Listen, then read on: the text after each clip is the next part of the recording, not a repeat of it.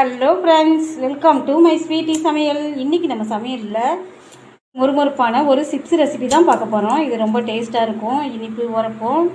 இப்போ எப்படி செய்கிறதுன்னு பார்க்கலாம் வாங்க கிச்சனுக்கு. நான் 1/2 கிலோ சக்கரை கிழங்கு எடுத்துருக்கிறேன். மண்ணெல்லாம் இல்லாமல் நல்லா கழுவி எடுத்து வச்சுருக்கிறேன். இப்போ இதை தோல் மட்டும் சீவிடலாம். சக்கரை கிழங்க தோல் சீவியாச்சு. இப்போ இந்த மாதிரி காய் கட் பண்ணுறதுல ரவுண்டாக சிப்ஸ் மாதிரி சீவிக்கலாம். நம்ம எடுத்து வச்ச 1/2 கிலோ சக்கரை கிழங்க நம்ம ரவுண்டாக நல்லா சீவி எடுத்தாச்சு. நல்லா அழுத்தம் கொடுத்து நல்லா சீவணும், அப்போ தான் அப்படி ரவுண்ட் ஷேப்பில் வரும். லைட்டாக இருந்தேன்னா உடஞ்சி வரும்.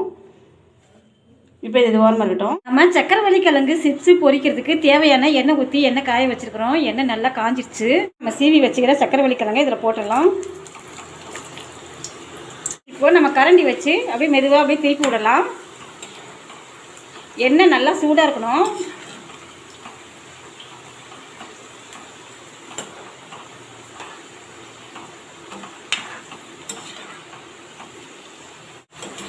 எண்ணெய் நல்லா சூடாக இருக்கிறதுனால 3லேருந்து 4 நிமிஷம் இருந்தால் போதும், நல்லா பொரிஞ்சிடும்.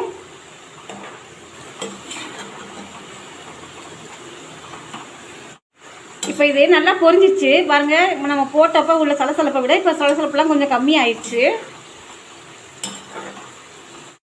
இப்போ இதை எடுத்து ஒரு பவுலுக்கு மாற்றிக்கலாம்.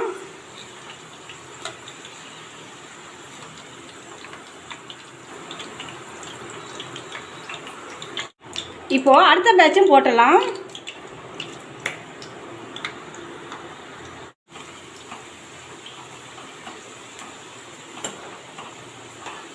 போட்டதும் நல்லா சலசலப்பில் அடங்கிடுச்சு. இப்போ இதை எடுத்து அதே பிளேட்லேயே மாற்றி வச்சிடலாம்.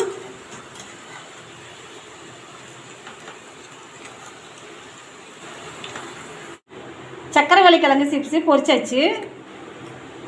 கொஞ்சம் மிளகாத்தூள், 1/2 ஸ்பூன் கரம் மசாலா, இதுக்கு தேவையான உப்பு 1/2 ஸ்பூன், கொஞ்சம் பெருங்காயம் போட்டுக்கலாம், புளிக்கு விடலாம். சக்கரை கிழங்கு சிப்ஸு ரெடி ஆயிடுச்சு. சாம்பார் சாதம், தயிர் சாதம், வெரைட்டி ரைஸ்க்கு ரொம்ப அட்டகாசமாக இருக்கும். நல்லா உரப்பு இனிப்புமாக ரொம்ப சூப்பராக இருக்கும். ஈவினிங் டைமில் டீ போட்டு டீ கூட சேர்த்து சாப்பிடவும் ரொம்ப நல்லாயிருக்கும். இந்த வீடியோ பிடிச்சிருந்துச்சுன்னா மை ஸ்வீட்டி சமையலுக்கு மறக்காமல் சப்ஸ்கிரைப் பண்ணுங்கள். இன்னொரு நல்ல வீடியோவில் சந்திக்கலாம். பாய்.